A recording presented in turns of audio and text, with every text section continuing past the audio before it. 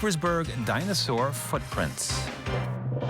Your life, your world, your news. This is 69 News at Sunrise, Weekend Edition.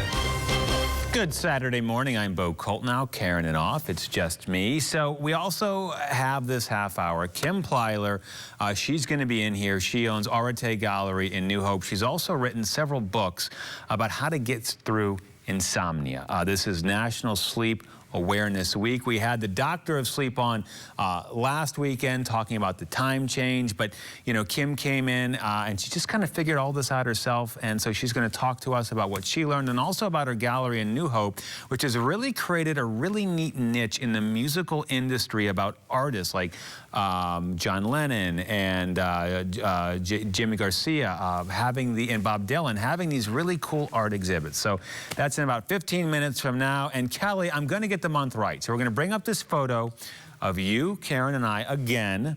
This was your first Saturday show this weekend, March of 2021. Connor's doing the golf clap, and we were still social distancing at that point. How times have changed. Lots has changed. Yes.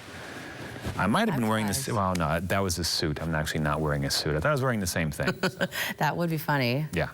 But this weekend, today a little bit breezier, tomorrow warmer, but rain. We need that rain. We do need the rain very much, yes. The entire area is still in a drought, and we really haven't had much relief from that drought in quite some time. So tomorrow, the day for the wet weather, even a gusty storm will be possible. Today, though, if you have plans this weekend, will be the better day to be outside, though we are dealing with a good amount of cloud cover this morning, lower 40s this afternoon.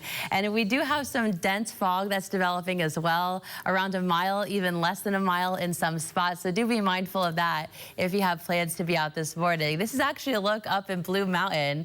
Despite that dense fog, there's still some folks out there trying to get in their mountain time with some boarding, some skiing this morning. Even though temperatures are fairly mild, even this afternoon, we'll be climbing into the upper 50s. A spotty shower or two is possible today. I get a better chance for that wet weather comes tomorrow, and the countdown to spring continues too, now officially just 5 days away, with spring officially arriving on March 20th. We've had some ups and downs in our temperatures. That will continue for the next several days as well. We'll go over those numbers and your full weekend forecast with your hour-by-hour forecast as well is coming up in a few minutes. Bo, back over to you. And a mobile home went up in flames this morning in Northampton County. Crews responded just after 1 o'clock to Whispering Hollow Mobile Home Park in Allen Township. Now, one of those homes, as you can see, damaged by that fire. The good news is that fire is under control. No word yet if anyone was home when that fire started. A Northampton County Commissioner says a new project at the old Dixie Cup factory can't move fast enough. This following a fire there that started early yesterday morning. The Wilsonboro Fire Chief calls the fire suspicious as the investigation into the cause continues. The $500,000+ square foot building has been sitting in Wilsonboro vacant in various capacities ever since the hatchery left more than 4 decades ago. Meantime, the developer that bought the property, Skyline Investment Group, has already started remediation work to turn that old warehouse into hundreds of new apartments. This fire tells us now at this moment that we need to get this redevelopment project done. He wants to get this done. He has put millions of dollars of his own money into the environmental remediation of this project. That development has already been approved by the nearby school district as well as the borough itself, but there will be a vote in the next couple of months regarding language on a tax incentive. Brush fire season already here, and officials say the drought is making things more difficult when it comes to fighting brush and wildfires. The problems we are seeing as we approach spring are being carried over from the fall. Jose Martinez reports from Bern Township. A fire in Bern Township burned about 3 acres Thursday evening. Multiple fire companies worked into the night, and by morning, DCNR officials were back on site, ensuring it was fully extinguished. It was contained last night to 100%. It's about 3 acres. It stayed in its footprint overnight. The fire remains under investigation, with Pennsylvania State Police Fire Marshal's assistant in the review. Officials confirmed no structures were damaged and no injuries were reported. But this fire is just one of many Wildfires are spreading across Pennsylvania at an alarming rate. Our fire season usually starts middle of February if we don't have a snowpack, and we're close to probably 40 fires total on about 70, 75 acres burned already. Including a 15-acre wildfire in Montgomery County, which burned through part of Valley Forge National Park. Firefighters there worked through the night to keep it from spreading. Reese tells me that despite the winter months, our region remains in a severe drought. We really didn't have much rain at all in January, and February and March has been really dry. That's why officials are urging caution with outdoor burning, warning that dry conditions can turn small flames into fast-moving fires. Try to pick times when it's going to rain and wait till after it's done raining. Jose Martinez, 69 News. And a 38-year-old Northampton County man who beat a 2-year-old to death could spend most of the rest of his life behind bars. Authorities say James Wyant of Montgomery County is serving the max sentence for the crime, and he waived his rights to an appeal. Wyant was a boyfriend of the toddler's mother.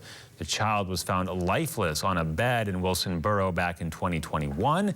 The DA who prosecuted that case says police never gave up on it. There was a considerable amount of investigative work in terms of preserving the scene, in terms of ascertaining what could have possibly happened to the child. Wyant faces up to 52 years in state prison after pleading guilty to third-degree murder and other offenses. Prosecutors say the victim's family is satisfied with that plea deal.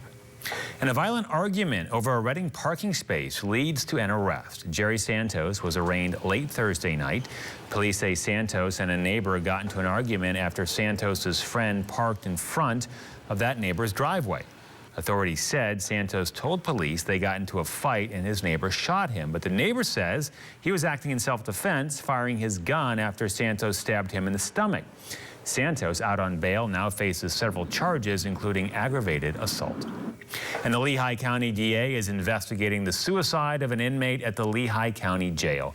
Authorities say 31-year-old Forrest Touchberry was found unresponsive in his cell on Thursday afternoon. The coroner said this is the third suicide at the jail since August. And authorities in Schuylkill County are investigating a deadly crash involving 2 large trucks. That crash sent piles of trash onto the highway along Route 54 in Rush Township yesterday morning. Officials say a tractor-trailer overturned on a curve and hit a dump truck. The coroner says 1 person died in that collision. The road was closed for hours as police reconstructed that crash and crews worked to clear debris from that roadway.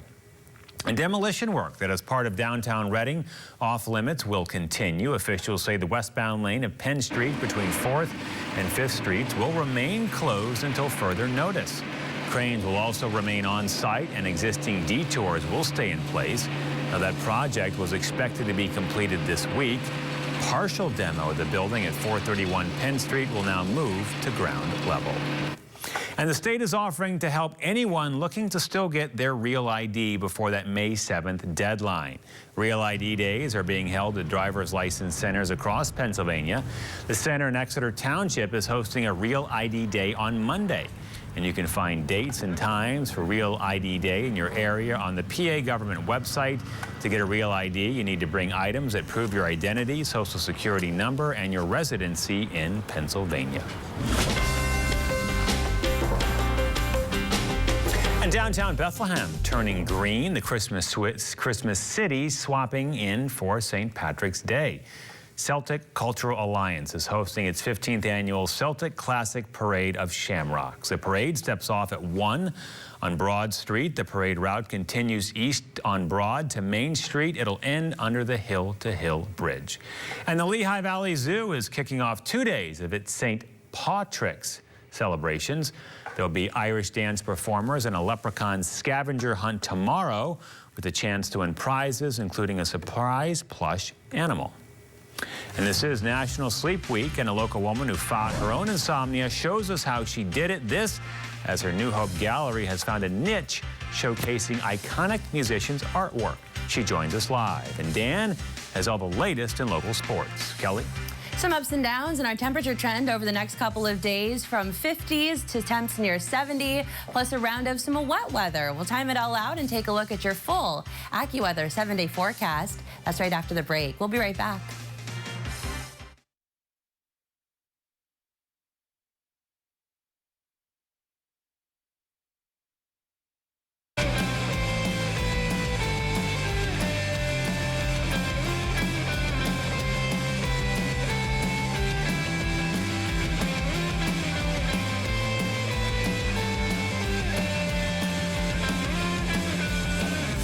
Hard to believe tonight in a curiously well-kept house built before I was born. This year we're gonna stamp out the sorry feeling. Rain on summer vacation, 5 blocks from Tasker Morris Station. Fuck for the ride home if I can't find 2 bills to rub together before midnight rolls around.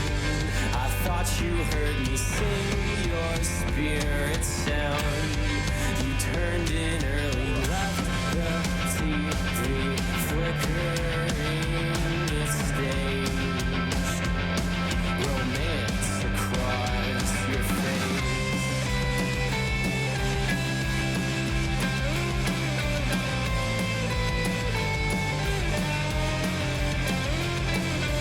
Said goodbye from the front porch. I always wonder if you're smiling at us or if you're looking away. I'd ask, but either way I feel sorry for you. Locked your love in a screenshot. They don't work that way, but I've been wishing I could say that I don't. The selfish side likes to think my execution's more of an honest one. These artists all cut cloth with underscore. Conviction blacked out, friction flies me back to Baltimore to wait for you. But I'm stuck here too. Until midnight rolls around.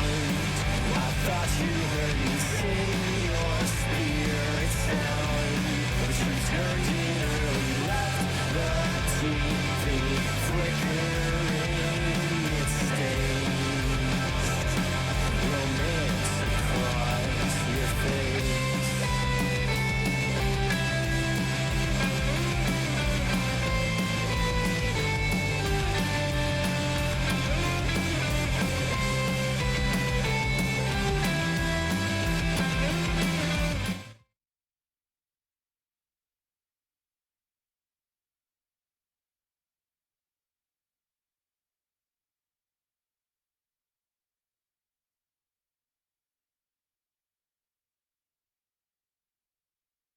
All right, so, you know, with tomorrow's rain, I kind of like in the spring when it's warm enough to kind of be outside, because it's kind of like an outdoor covering. It's just kind of nice to be out. It's just very, like, peaceful and gentle when it rains. So. The rain is kind of peaceful, too, you know, and especially when it comes in the terms of being much needed, it's even better. Is it going to be like a deluge or just like a sustained rain? I think later it'll be more of a steady rain in the day, but for the most part, a few showers for the first half of the day. So like what we're waking up to this morning with a good amount of clouds, some patchy fog, I think tomorrow will start kind of the same, but still a spotty shower or two will be around for at least the first half of the day tomorrow before rain chances go up. This morning, we are waking up to some dense fog. Temps this afternoon will be climbing to the upper 50s to near 60. There were some areas of mist and drizzle out this morning. That'll be on and off today as well. Tomorrow, the day to watch, we do even have a low chance for severe weather. This lime green shaded color here says that it's a marginal risk, which is level 1 out of 5. So generally it's low, but the risk is not 0. If a storm does turn severe, main threat will be some strong damaging wind gusts. In general tomorrow, it's going to be a windy day though. This afternoon, mainly cloudy, mid to upper 50s this afternoon. Again, some mist, some drizzle, a stray shower. That takes us through the rest of the day today and tonight. It stays mild. We're not going to fall too much more from where we'll be today into tonight. I think nighttime lows fall down to the lower 50s. So quickly we grow through the 60s as we're waking up early tomorrow morning. Notice the first half of the day, cloudy, a spotty shower or two. Then we move past the later afternoon hours. Yeah, a few showers will be around, but the main line with this cold front that's coming will get closer to us as we get, say, around dinner time, sunset time. With it, notice those yellow colors, orange colors, red colors. That's where the heavier rain will be. So that'll turn more steady as we head into the evening hours, and along that line here, that'll be our best chance for any severe weather if we'll see it. Still, that heavy rain continues as we head into part of the evening hours on Sunday overnight. I'd say after midnight, we'll likely taper off to a few showers, and that'll also take us into early Monday morning. Still a mild start. Temps are near 50, still some fog around, and still a good amount of clouds. But again, it is much needed. Didn't have much of an update or an improvement with the drought monitor that we got updated last Thursday. May see a little bit of an update this time around. Around an inch or so of rain is expected. So we'll continue to watch that, keep you posted here on air and online. And once we get past that round on Sunday, things look to dry out as we start the new week, at least through Wednesday. We'll have another round of some wet weather come on Thursday before things dry out Friday and into next weekend. So for today, upper 50s, overall a mild day, some fog, mist, drizzle, good amount of clouds will be around for today. And tonight, as we slip down into the lower 50s, heading into the day tomorrow, it's a mild start, a few showers around to start your Sunday, at least for the first half of the day. Then rain chances will go up as we head into the afternoon. A gusty, severe, or strong storm is possible. Again, if a storm does turn severe, main threat will be some strong, damaging wind gusts, upwards of 60 miles per hour, and possibly some hail, but it's going to be a windy day in general. The rain will taper to a few showers as we head into late Sunday overnight into early Monday. It's breezy, turning drier, but mostly cloudy for St. Patty's Day. Mostly sunny Tuesday, Wednesday as temperatures start to warm. Mid-60s Tuesday, near 70 Wednesday. Spring officially arrives on Thursday. It'll be a mild one, mid-60s with a few showers around. We cool off. It's still breezy, partly sunny on your Friday. That is your AccuWeather 7-day forecast, Bo. Back over to you. All right, and this is National Sleep Awareness Week, and joining us now is Kim Plyler with a series of new books, Sleep Away Insomnia, your sleep journal, and your deep sleep. And Kim, I apparently didn't sleep very well because I said Jimmy Garcia, not Jerry Garcia. And we'll get to that in a bit. But you were someone who said that you had insomnia about 8 years ago for 2 weeks. Yeah. And you were like, I got to figure this out. Yeah, it was really scary because when you lose that base of sleep every night, your days don't function well the next day. It was bad. I was getting 1 hour of sleep a night, and that was even not really deep sleep. So there's different types of sleep. So when I went through this, I realized I was not only harming myself, I was not being good to anybody around me either. So I went and I researched it, and I found a lot of self-help books, but I also joined with Optimize and Heroic Coaching that teach the whole body approach to eating, sleeping, and moving. They're all connected. You know, and you're someone, you were in the military, you were a speechwriter, you own your own PR company, you worked for ArtsQuest years ago, you have your own business, you have your hands in a lot of things. Yeah. So for someone like you really wanted to figure this out for yourself. We had a sleep doctor in last weekend talking about the time change. Now, you're not a medical doctor, but, no. But you said you have been able to figure this out, and that's what these books are. They're just your tips. Yeah, my tips. That can help people. Yeah, it was a process. So through the training that I received and all the research and study that I did, I came up with a process that helped me. So after 2 weeks, I waned it off, and it really was eating a controlled diet the right way, shutting off all your electronics before bed, like at least 2 hours. If you can do 1 hour, great, but 2 hours before bed. And don't keep your phone in your bed with you. It's not a good place for it. And then also learning that your body is like it's a clock. It goes on a clock, circadian rhythm. Figure out which rhythm is yours, and then learn to adjust your style to that. And so you can buy these at Amazon. Perfect week for them, National Sleep Awareness Week. Yep. So that I also want to shift to your other business, your Arate Gallery in New Hope. I've been down there a bunch, and you've really created this niche where you have these musicians like Jerry Garcia, May Pang, who was the girlfriend of John Lennon, had the big exhibit there, the drummer of Lynyrd Skynyrd, Bruce Springsteen, never before seen photographs. How have you been able to do this? And it really seems like you're the only one in the region that kind of has this niche. Yeah, it was really Scott Siegelbaum, who used to work with WMMR. He came into our gallery one day and said, hey, I have this exhibit, and it turned out it was May Pang. And from that point on, I interfaced with Scott. It's all about relationships, and we built a really good relationship with Scott. And in the community, Michael Cardelloni from Leonard Skinner actually called us and asked if he could come down and maybe showcase there. So by that time I knew with John Lennon, Jerry Garcia, you know, Leonard Skinner, like you said, now we have Rolling Stones with Ronnie Wood, there's down there, and we have a great relationship with curator Image Makers Art and John Sozansky. He was really a good network in that we met through Scott Siegelbaum. So we've developed this relationship and these relationships over time.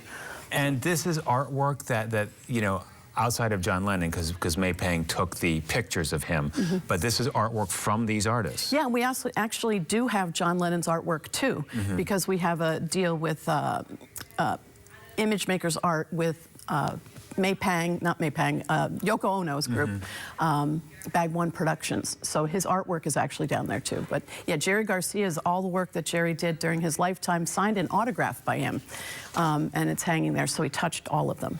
And you know, there's something about musicians, and you know, out of all the art forms, and you know, they all touch people in certain ways. But it's interesting, like music has just such a visceral connection with people, and then to own a little bit of that, it's almost like you're touching the music. Yeah, you can feel the energy when you come in the space. It's definitely rocking and rolling. And so on Sunday, you are starting an exhibit that's going to run, or a program that runs through April 30th. It's called Healing Through the Arts. Yes, it was sponsored for us through the Bucks County Tourism, and every other Sunday we have an event at the gallery. This Sunday, tomorrow, we are having Andrew Galdi, and he is doing healing and how to get over grief through Shodo calligraphy. It's amazing. So he teaches the class and he talks about his experience as an artist and how the art has helped him heal.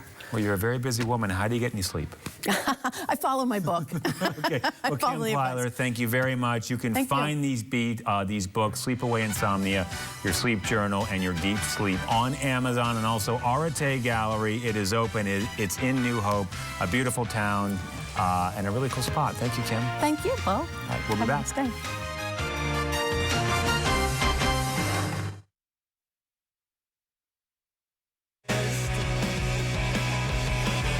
But here I am, Bolero bathroom. Who's paid to keep these things cliche? Bury me beneath New York State. It's the only place where I feel dead. My baby's in Massachusetts, and all this booze is useless. Sunset scene, my scratched out giant soul asleep. And the cashier here is ruthless. Jeanette, I wrote your name down, but I'd hate that job as much as you do if I was stuck between a bigger tutu. You hold my hand, you hold your liquor, projection screen had ceased its flicker. You gave me tiny taste of your truth. I was starved and you were free. I drove back home when you got sicker, disputing claims that you still held the TV clicker. And his face was flushed, still in my mind. The waiter asked if she was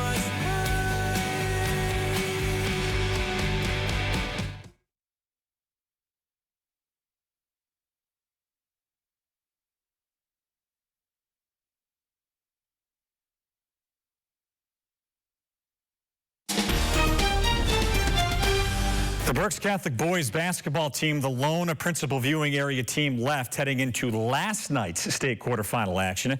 The Saints taking on Sharon out near Altoona. The Saints one step away from their first Final Four. 2 minutes left in the first half. Kingston McCoy knocks down the tray. That would be the young man's 1,000th point. Congratulations to him. What a season he's had. Saints up 11 at the half. Midway through the third, McCoy kicks it out to Carmelo Harper, the freshman, knocking down the three. He had at 17. The Saints are rolling. And in the fourth, Sharon trying to close the gap, but Zach Susky going to work. Hooping the Harmony at 13. The Saints are marching on to the state semis, 67-58.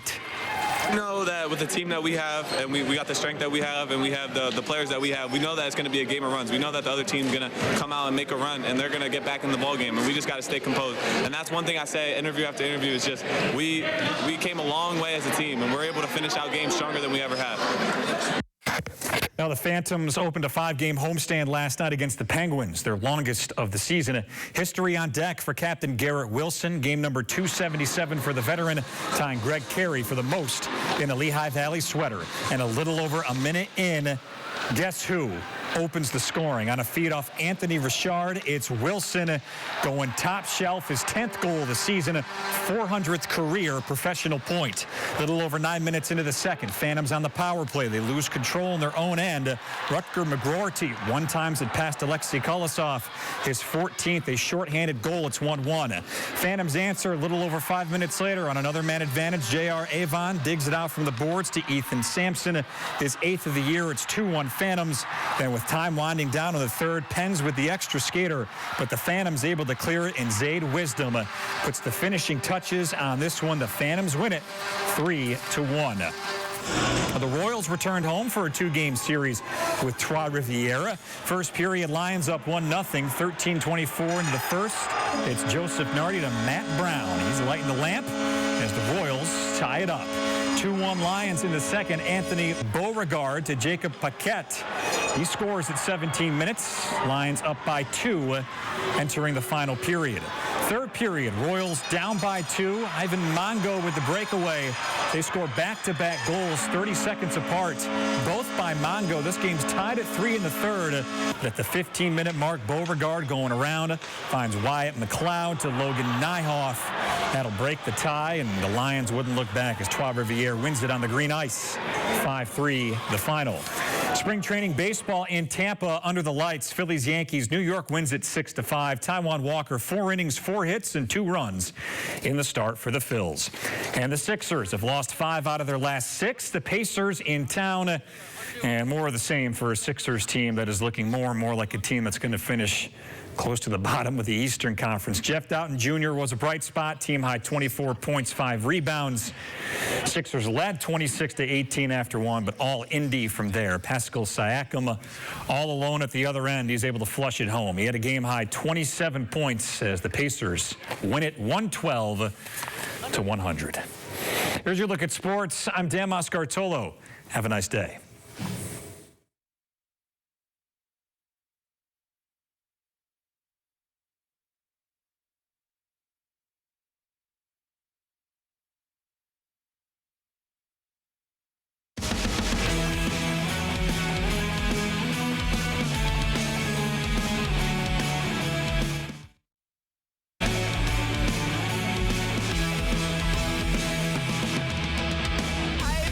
I was in the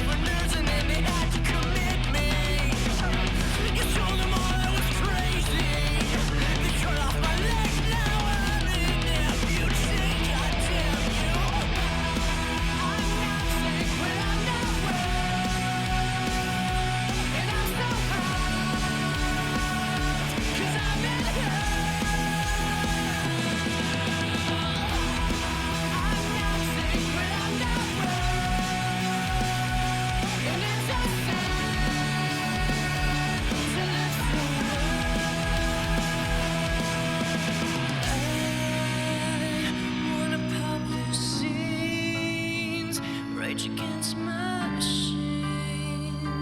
I wanna pierce my tongue. It doesn't hurt, it feels fine. Trivial, sublime. I'd like to turn up.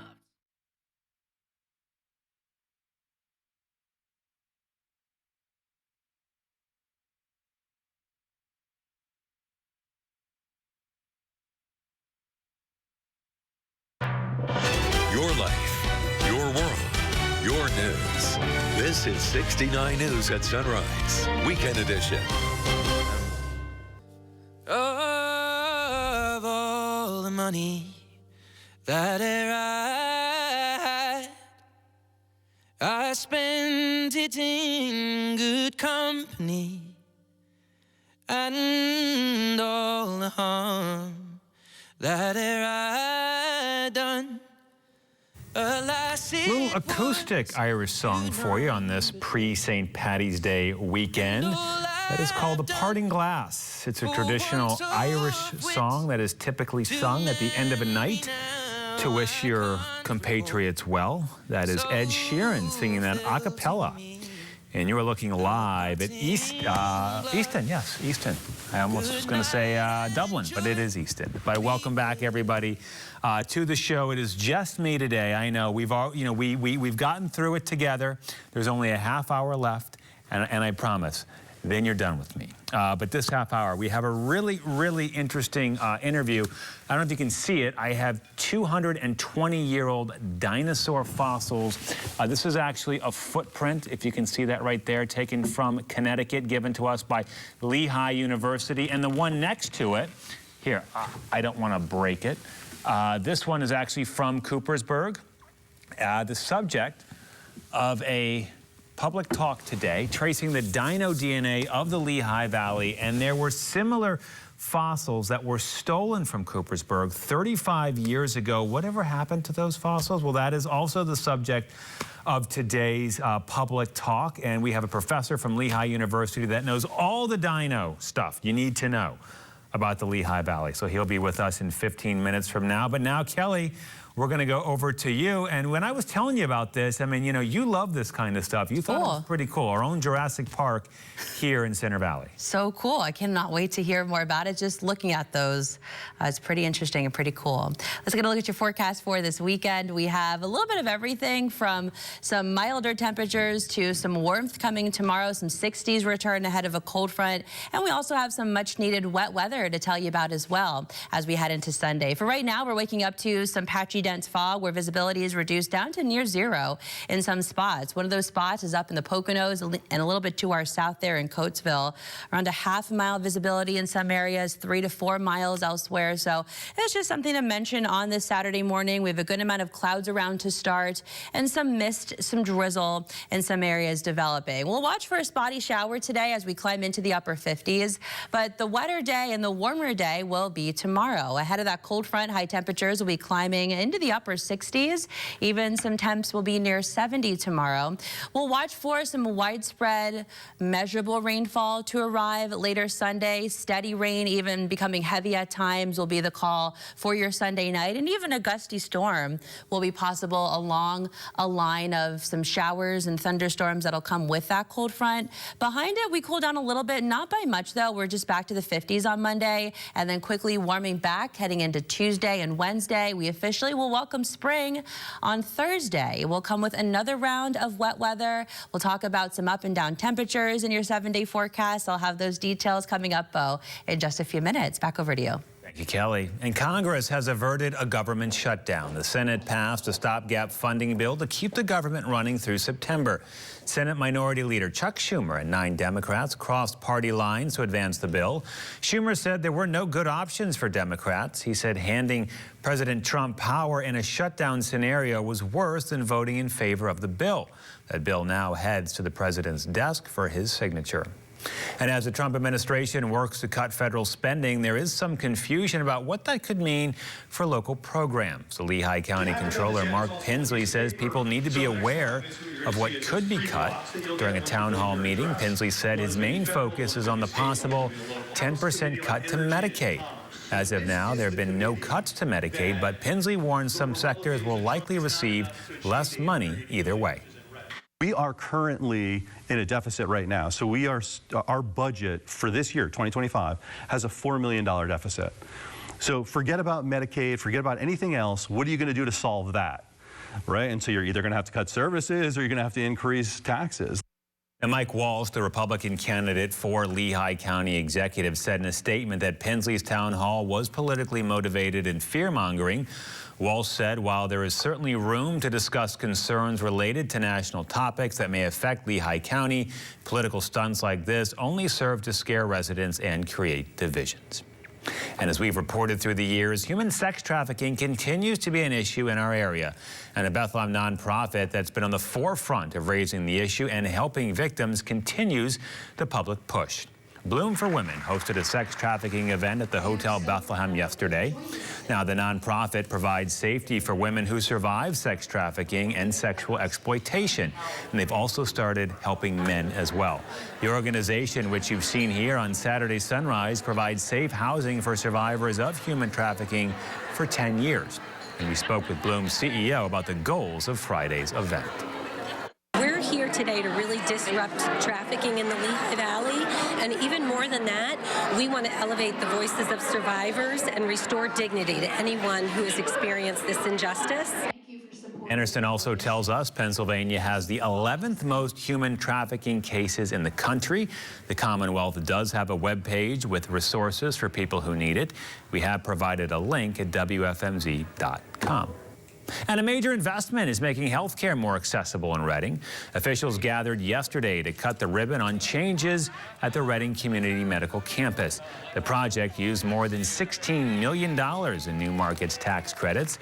That's a federal program that makes financing available to large-scale and mixed-use projects in low-income neighborhoods.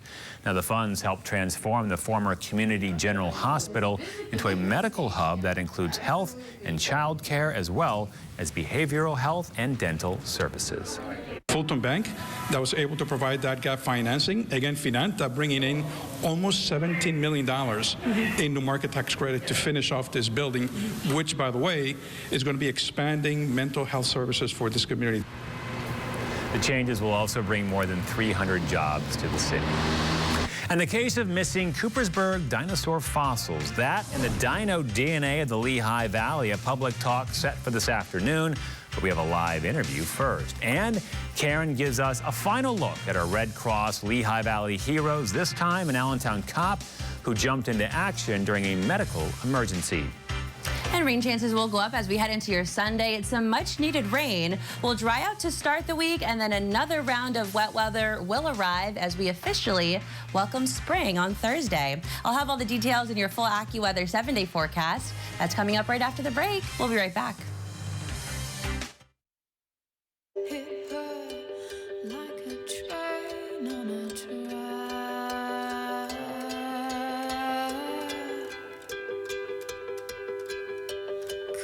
Towards her, stuck still, no turning back.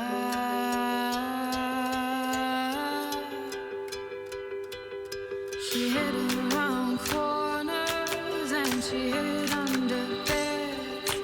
She killed it with kisses, and from it she fled. With every bubble she sank with a drink and washed it away down the kitchen sink. The dog days are over, the dog days are done. The horses are coming, so you better run. Run fast for your mother, run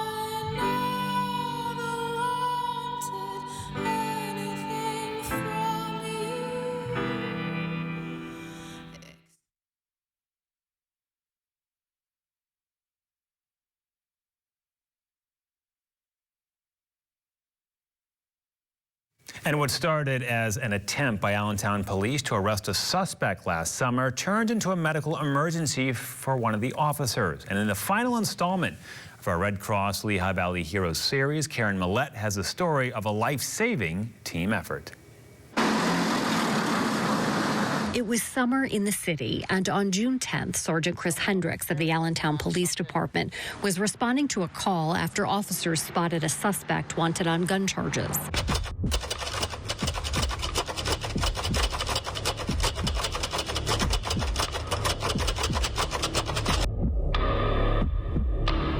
He had run into a house. We entered the house. The house was empty. And that's when I heard one of our officers yell, "He's on the roof." That's about 3.5 stories up. Myself and Sergeant Hendricks took off running in that same direction. The suspect was running the roof line. On the street, Chris was running to keep him in sight. And that's when I found myself feeling very odd, not being able to breathe too well. And as I'm running, I realized that it wasn't going away, so I ran at a car in an attempt to splay myself out, to try to gather myself. And that's when I just hit the car full on. Out of the corner of my eye, I did see him fall. I ran towards him, obviously realizing that something was very wrong. And I looked up and I saw Officer Owens also running towards me. There was blood on Chris's face, and he wasn't moving.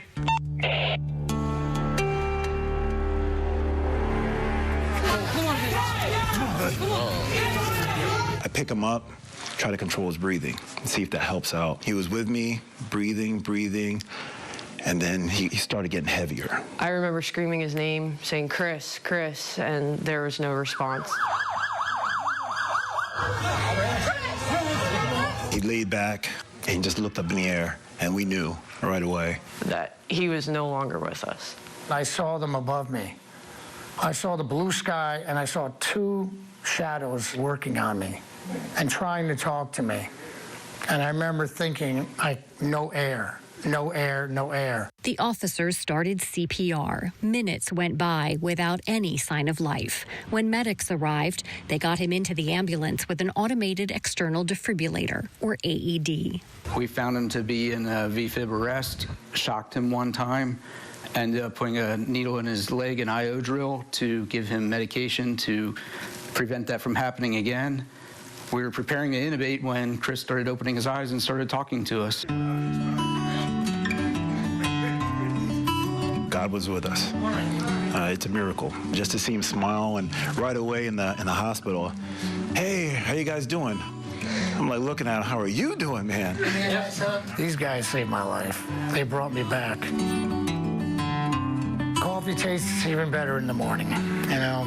It sounds so corny, but I drive down the road and I realize that this blue sky I'm seeing or a rainy day, they're both as joyful as anything that happened prior. I feel like I've been given a new opportunity at life. Officers Kayla Balichek, Artie Owens II, and Robert Carball, and paramedics Travis Tripp, Adam Wilson, Andrew Harris, Brian Fritz, and Mehmet Barzev, American Red Cross heroes.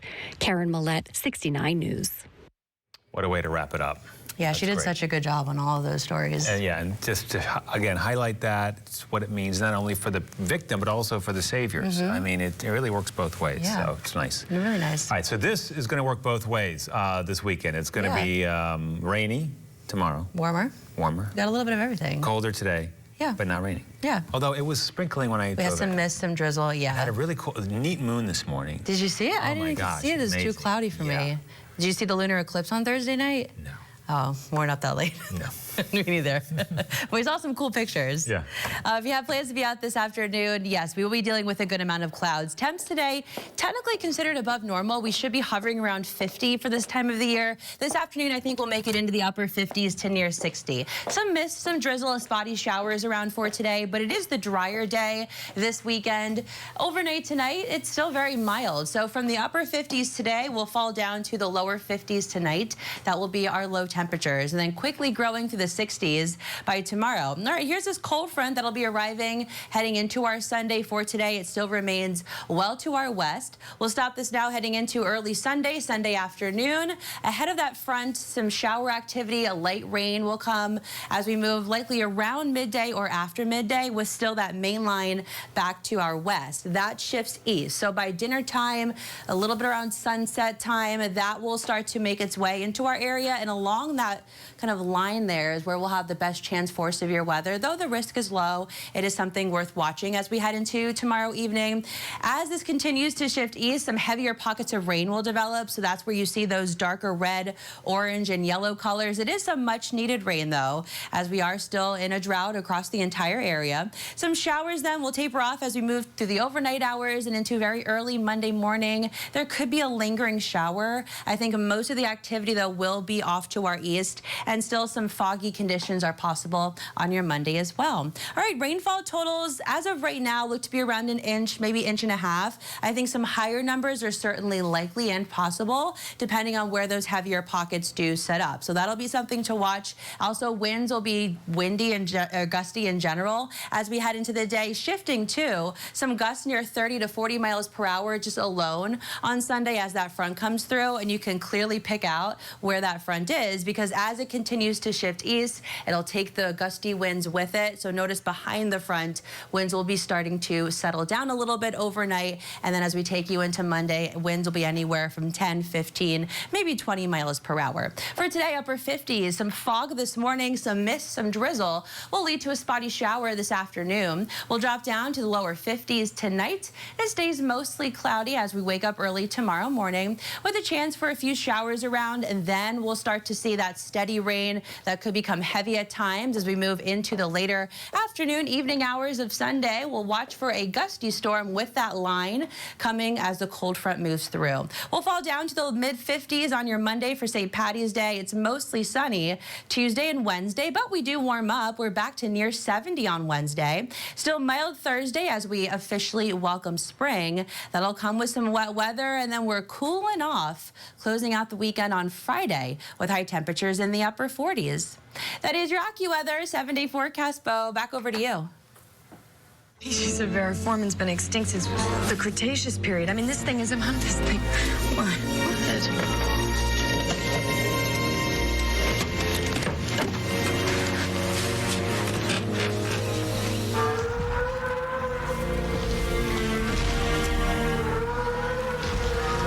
And the 1993 movie Jurassic Park certainly left a massive imprint on moviegoers and dinosaur lovers.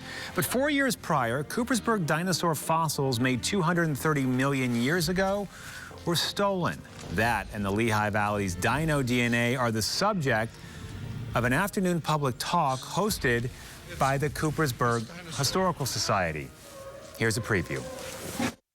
Along the Saucon Rail Trail, fresh imprints are easily found, and a Coopersburg marker memorializes 230 million-year-old footprints missing for 35 years. Somebody so blatantly stole them, they came in broad daylight, dug them up on a restricted site that had been studied by various universities in the area. In 1989, our cameras captured where those fossilized footprints were. Coopersburg Historical Society President Anna Ellenberger believes those fossils are in a private collection in Japan. How does that strike you?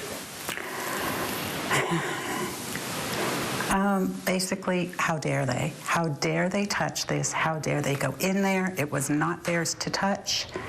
It took away from the community. And this Triassic-era caper is the subject of a Saturday public seminar hosted by the Historical Society. This one for certain I know is from the Coopersburg site. Given to Lehigh University, says Earth and Environmental Science professor Frank Patsalia. This would have been a three-toed dinosaur walking in that direction. From a 4-foot-tall Coelophysis living before the time of the T-Rex and Velociraptor, but in that family, which eventually evolved into modern birds. Patsalia says 230 million years ago, Saucon Valley was a tropical playground with a large lake next to South Mountain, as North America sat much closer to the equator. and the Triassic period scene and its dino inhabitants are part of his presentation at Saturday's seminar. This is a time period where the very early dinosaurs were just starting to explode on the scene as the dominant land animal. And they weren't, at this time, they weren't yet enormous or huge. They were starting to get there. Back in Coopersburg, those footprints may be gone, but their impression will forever leave its mark. I thought it was really cool that they were here because I had never thought of anything being in this area of that nature. And joining us now is Professor Frank Putzgalia, presenting at 1 o'clock today. And so you were telling me that there is a pretty big black market for these types of fossils. So you were not surprised to hear that it's probably in a private collection. That's right. I think that there's many people that enjoy fossils for their intrinsic value, for their beauty. Many fossils are quite beautiful. And yeah, there's a black market. There's also a legitimate market where you can go to gem and fossil stores and purchase these.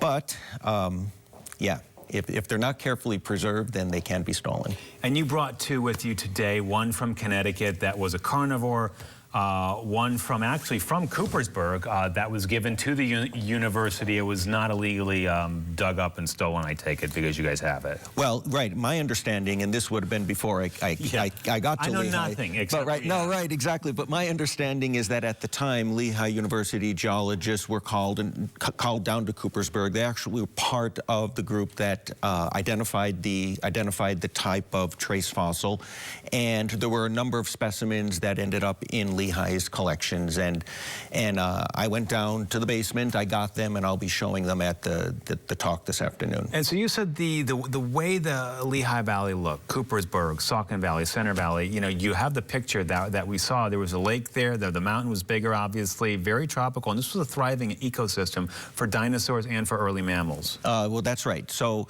this was Coopersburg itself sits on top of rocks that we say are part of what's called the Newark Basin.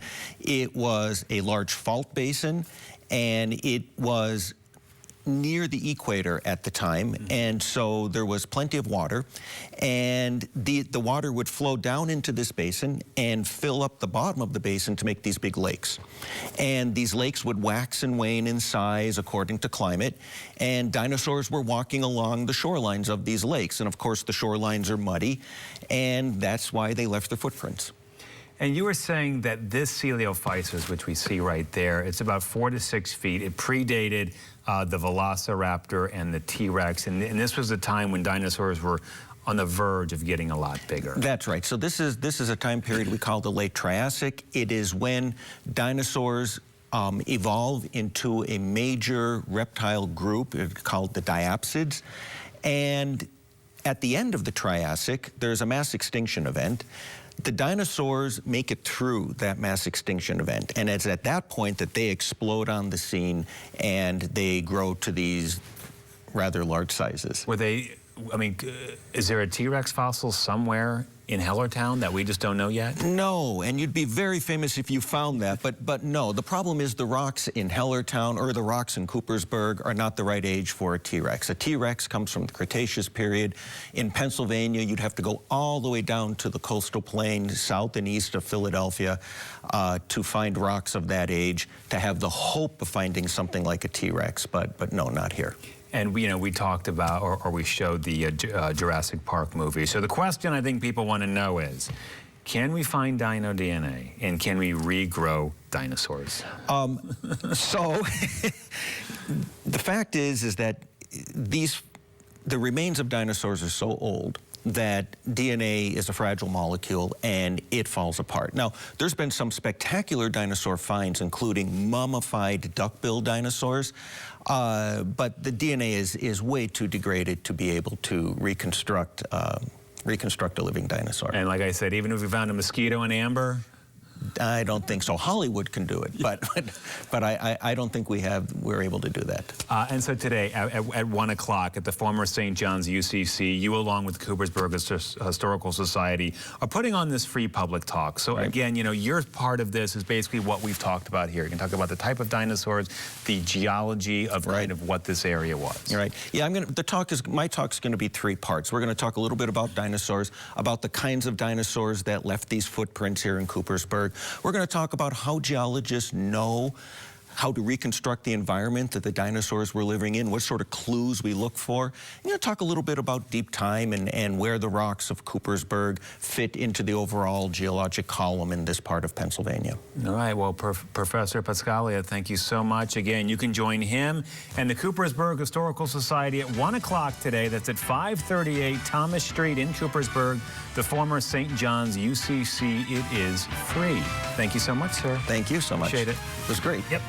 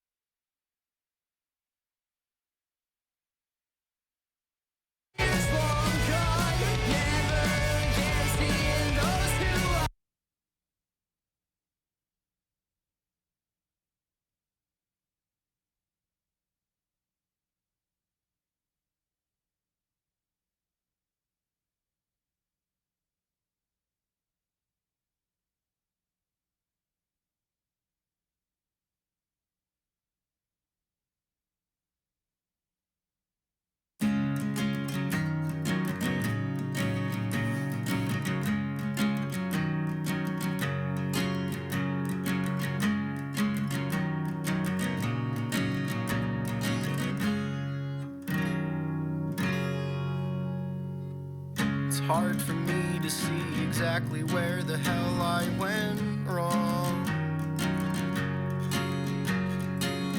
I never thought I'd see the day we wouldn't get along.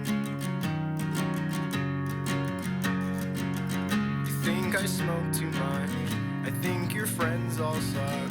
Can't figure out the reason why your parents fight so much. But I've given up on love.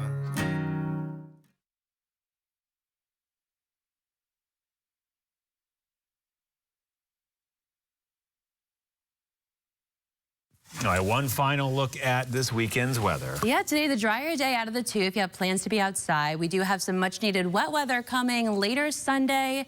I'd say by Sunday afternoon we'll start to see a few showers. That'll turn to a steady rain, which could become heavy at times with a gusty storm or two. Lingering showers possible on St. Patty's Day. We cool back to the mid-50s. Tuesday and Wednesday look fantastic. Mostly sunny, growing to near 70 on Wednesday. We'll welcome spring on Thursday. That'll come with some 60s and wet weather, and we are cooling down as we close out the week on Friday with highs in the upper 40s. But spring is here. Spring's on the way. Yep. All right, Kelly, thank you so much, and thank you for putting up with just me today. Everybody have a great Saturday.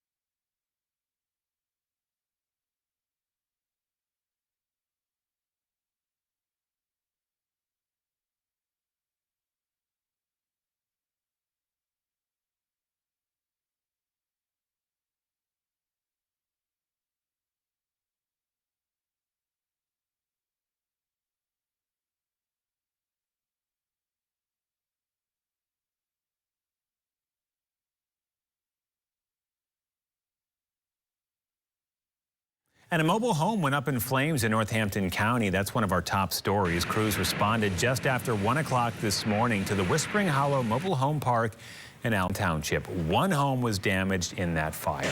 Authorities in Schuylkill County are investigating a deadly crash involving 2 large trucks that crashed in piles of trash onto the highway along Route 54 in Rush Township Friday morning. Officials say a tractor-trailer overturned on a curve and hit a dump truck. The coroner says 1 person died in that collision. In downtown Bethlehem, turning green for St. Patrick's Day weekend, Celtic Cultural Alliance hosting its 15th annual Celtic Classic Parade of Shamrocks. The parade steps off at 1 o'clock on Broad Street. The parade route continues east on Broad to Main. It'll end under the Hill to Hill Bridge. Weekend's weather, it'll look a bit like Ireland this weekend. Windy and 58 today, rainy but up to 68 tomorrow, and then 56 on St. Patrick's Day. For more local news, watch 69 News or get updates right here at WFMZ.com. Have a great weekend.